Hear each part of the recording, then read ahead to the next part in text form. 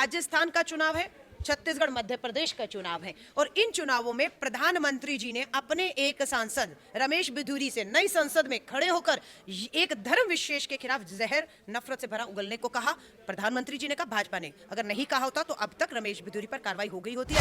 बहुत से राज्यों में डबल इंजन की सरकार है और वो सरकारों में मणिपुर 5 महीने से जल रहा है। प्रधानमंत्री जी चुनावी राज्यों में मणिपुर नहीं जा रहे हैं। किसान आंदोलन होता है, अध्यादेश लाया जाता है, तालेबंदी में थोपा जाता है, आंदोलन होता है, 700 किसान शहीद होते हैं और एमएसपी पे कानून आज भी नहीं दिया जाता है। श्री राहुल गांधी में भाजपा को आज रावण दिख रहा है, क्या देश के लोगों को भी उस राहुल गांधी जो 4000 किलोमीटर की पैदल यात्रा करते हैं, जो कन्याकुमारी से कश्मीर के लाल चौक तक तिरंगा लहराते हैं, जो अपनी यात्रा में दलित, आदिवासी, पीड़ित बहनों को, किसानों को मिलते हैं, क्या उन्हें भी उसमें रावण दिखता है? या भाजपा की इस तरह की घृणित हिंसक राजनीति को आप नकारते हैं? या दिल्ली और देश के लोगों को अब तय करना है। क्या हुआ?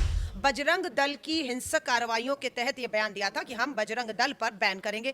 किससे तुलना की प्रधानमंत्री जी ने? बजरंग बली को। पूरा कर्नाटक का चुनाव जो है धर्म के ऊपर लाकर बांटने की कोशिश हुई। नतीजा क्या हुआ? कर्नाटक के लोगों ने मुंह तोड़ जवाब दिया। जो हिंसा के लिए हमें मालूम है भाजपा के अंदर नफरत और जहर से भरे हुए बहुत से गुटसेवादी आज भी जिंदा हैं और बिल्कुल उन्हें ये विश्वास दिलाया जा रहा है कि जैसे आपने गांधी की हत्या करके अपना जो है हिंदू धर्म या देश को बचाया है, उसी तरह अभी भी विश्वास दिलाना चाहते हैं कि राहुल गांधी की भी वही अंजाम होना चाहिए। कैसे कह रही हूँ? 2 अक्टूबर को गांधी जयंती थी, हम सबने गांधी जयंती मनाई। G20 के राष्ट्र अध्यक्ष जो आए थे गांधी की बापू की समाधि पर जाकर श्रद्धांजलि देते हैं, लेकिन 2 अक्टूबर को पूरी भाजपा, आरएसएस, उनसे जुड़े हुए लोग जो गोडसे समर्थक हैं, गोडसे क्या ट्रेंड करते हैं, गोडसे जिंदाबाद ट्रेंड करते हैं। चिरंजीवी योजना से हो रहा इलाज, ना ही लाने रोकड़े और ना ही देना ब्याज, खर्चा खुर्चा कुछ ना होवे बात बड़ी, अस्पताल का खर्चा है ना बात बड़ी, राजस्थान में रौनक चौगुनी, राहत बढ़त की राजूनी राजस्थान। यहाँ पर 14 के बाद जो भारत है उसकी बात कही जा रही है। बहुत सारे लोगों का ये मानना है कि लोग राष्ट्रपति तक का नाम नहीं जानते थे 14 से पहले, अब जाकर उन्हें पता चला है। नहीं, उनके लिए तो देश आज़ादी 2014 के बाद हुआ है। आज़ादी का पूरा आंदोलन, उसमें कुर्बानी देने वालों का इस नींव, जो हिंदुस्तान की नींव, मजबूत नींव रखी, उन सबका कोई योगदान नहीं था। आज़ाद जिनके लिए 2014 के बाद भारत हुआ है, उन पे कोई जवाब नहीं देना है। बात यह है कि 2024 की दहलीज पर भारत आकर खड़ा हुआ है। पिछले 10 साल केंद्र में भाजपा की सरकार और बहुत से राज्यों में डबल इंजन की सरकार है और वो सरकारों में मणिपुर 5 महीने से जल रहा है। प्रधानमंत्री जी चुनावी राज्यों में मणिपुर नहीं जा रहे हैं।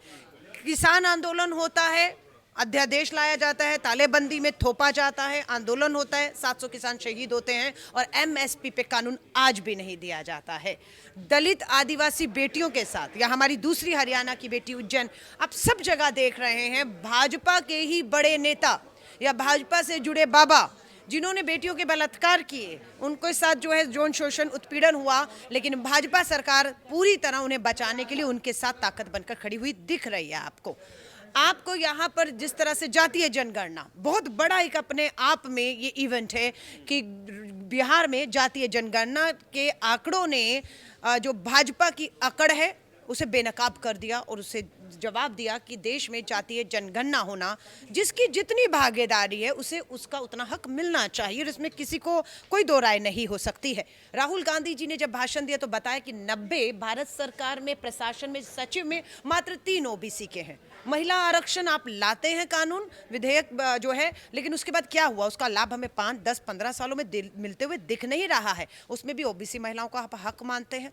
हमारा ये कहना है कि 2024 में सरकार आते ही हमारे राज्य कांग्रेस के हों या जो भी इंडिया समूह के राज्य हों, देश में जातीय जनगणना होगी और जिसका जितना हक मिलेगा, ये हमारा 24 का प्रयास है। 14 के बाद से जो सबसे ज्यादा स्थिति बदली है, रावण के रूप में दिखा दिया गया मैम। सोशल मीडिया पे युद्ध शुरू हो गया 2024 से पहले। मैंने आपको वो पोस्टर दिखाया है और मैं आपके माध्यम से दिल्ली देश के लोगों से पूछना चाहती हूँ कि जिन श्री राहुल गांधी में भाजपा को आज रावण दिख रहा है, क्या देश के लोगों को भी उस राहुल गांधी जो 4000 किलोमीटर की पैदल यात्रा करते हैं, जो कन्याकुमारी से कश्मीर के लाल चौक तक तिरंगा लहराते हैं, जो अपनी यात्रा में दलित, आदिवासी, पीड़ित बहनों को, किसानों को मिलते हैं, क्या उन्हें भी उसमें रावण दिखता है, या भाजपा की इस तरह की घृणित हिंसक राजनीति को आप नकारते हैं? ये दिल्ली और देश के लोगों को अब तय करना है, क्योंकि 1946 का एक पोस्टर जिसमें आपने देखा सावरकर, गोडसे और ये सब लोग बापू को रावण में दिखाते हुए तीर छोड़ रहे हैं, और 46 का पोस्टर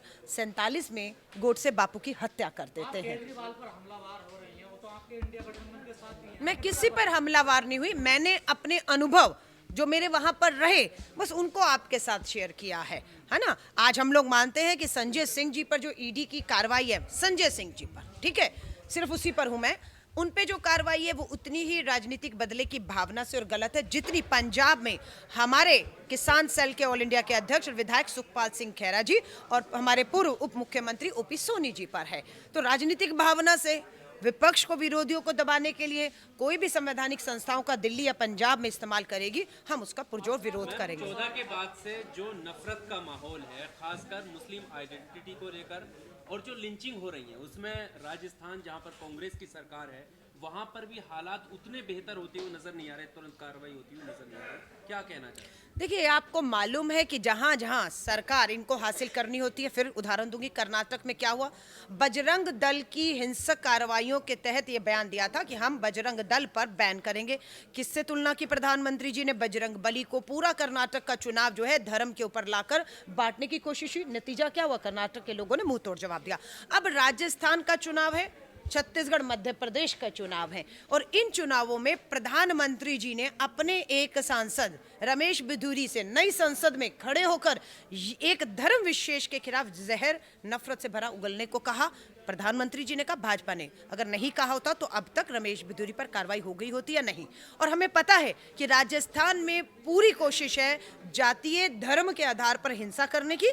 आजकल में आचार संहिता लागू हो जाएगी, पुलिस प्रशासन कानून पूरी तरह से वहां की कानून व्यवस्था वो चुनाव आयोग के अधीन हो जाएगी। और हमारा निवेदन है, जब तक हमारा बस था, हमारी सरकारें थी, हमने किसी भी हिंसा को, किसी भी तरह की हिंसा को होने नहीं दिया। हुआ है उसे कामयाबी से रोकते हुए अपराधियों को सलाखों के पीछे भेजा है, उन्हें बचाया नहीं भाजपा की तरह। लेकिन अब चुनाव की तरफ बढ़ रहे हैं। जिस जिस राज्य में चुनाव है हमें बिल्कुल डर है, भाजपा वहां जीतने के लिए धर्म और जातियों को लड़वा सकती है। इसलिए उम्मीद करते हैं कि पूरा चुनाव आयोग और सुप्रीम कोर्ट इसमें नजर रखेगा कि लोग निष्पक्षता के साथ बिना डर और बिना हिंसा के अपने मत का इस्तेमाल कर सकें। मैडम, जातिगत फोटो वायरल नहीं हुई है, उस पे कोट्स भी लिखे गए हैं, और सबसे जो भयानक कोट है उस पे ये लिखा गया कि भारत को बर्बाद करना चाहते हैं राहुल गांधी। आपने बहुत बड़ी बात की, मैंने पोस्टर का जिक्र किया, सही कहा। उसके नीचे जो भाजपा ने लिखा है, जो हिंसा के लिए, हमें मालूम है भाजपा के अंदर नफरत और जहर से भरे हुए बहुत से गुटसेवादी आज भी जिंदा हैं, और बिल्कुल उन्हें ये विश्वास दिलाया जा रहा है कि जैसे आपने गांधी की हत्या करके अपना जो है हिंदू धर्म या देश को बचाया है, उसी तरह अभी भी विश्वास दिलाना चाहते हैं कि राहुल गांधी की भी वही अंजाम होना चाहिए। कैसे कह रही हूँ, 2 अक्टूबर को गांधी जयंती थी, हम सबने गांधी जयंती मनाई। G20 के राष्ट्र अध्यक्ष जो आए थे, गांधी की बापू की समाधि पर जाकर श्रद्धांजलि देते हैं। लेकिन 2 अक्टूबर को पूरी भाजपा, RSS, उनसे जुड़े हुए लोग जो गोडसे समर्थक हैं, गोडसे क्या ट्रेंड करते हैं, गोडसे जिंदाबाद ट्रेंड करते हैं। तो ये चिंता हम सबकी है। अब पत्रकार साथियों से पूछूंगी, आप बचे हुए हैं क्या?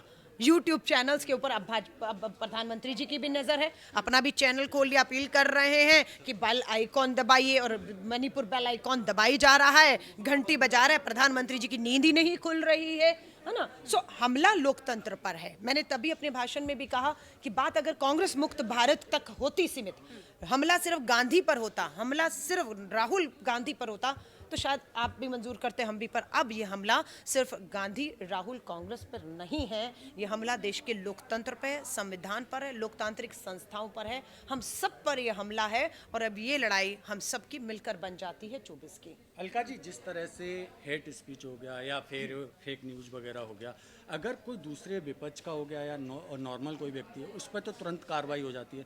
जब जो सत्ता पक्ष है अगर वही इस तरह की चीज़ें फैला रहा है, तो जब नफरत का माहौल पैदा किया जा रहा है, तो इस पे फिर विपक्ष कहाँ क्यों? देखिए, सुप्रीम कोर्ट इसमें चिंता जाहिर की है। जो हेट स्पीच है, जिस तरह के बयान और भाषण हो रहे हैं, जो राज्य में जिसकी सरकार है उसे वो कार्रवाई करनी है। आप कह रहे सत्ता पक्ष कर रहे हैं, पर राजस्थान, मध्य प्रदेश, छत्तीसगढ़, आपका मध्य प्रदेश नहीं कहूंगी, हमारी जब तक सरकार थी, कमलनाथ जी 1.5 साल रहे, नहीं होने दिया। और अब हमारी हिमाचल कर्नाटका में, पूरा हिमाचल, आप कर्नाटका के मुख्यमंत्री सिद्धारमैया जी को सुन लीजिएगा, किसी भी तरह की, किसी को भी जाति और धर्म पर हम लोग बर्दाश्त नहीं करेंगे। लेकिन जहां भाजपा की सरकारें हैं वो इस तरह की हिंसा कर रही है, तो देश को समझना होगा कि समय के मामले में जिस तरह से जो पूर्व प्रधानमंत्री मनमोहन सिंह के बारे में फेक बताया है, तो क्या कहना चाहिए? नहीं, मैं क्या कहूँ, लोगों ने देखा ना कि देश के सर्वोच्च पद पर बैठे हुए देश के प्रधानमंत्री अपनी चुनावी जनसभाओं में झूठ बोल रहे हैं और सोच रहे हैं वो बच के निकल जाएंगे। और आप लोग लगातार इतिहास के पन्नों से सच्चाई लाकर कि डॉक्टर मनमोहन सिंह जी ने कभी भी ऐसा नहीं कहा था जो प्रधानमंत्री जी एक अल्पसंख्यक समूह के ऊपर टारगेट करके उन्हें कह रहे हैं। उनका पूरा भाषण बहुत से यूट्यूब चैनल्स आप लोगों ने दिखाया कि प्रधानमंत्री जी के दावों की जो है इस तरह से पोल खोली। तो मुझे लगता है आप अपना धर्म निभा रहे हैं, विपक्ष के तौर पर हम अपना धर्म निभा रहे हैं, और ये अधर्म के खिलाफ धर्म का एक युद्ध है देश में, जिसमें स्वाभाविक है अधर्म हारेगा। आज कांग्रेस जाति जनगणना का समर्थन कर रही है, लेकिन क्या वजह रही जो 2011 के आंकड़े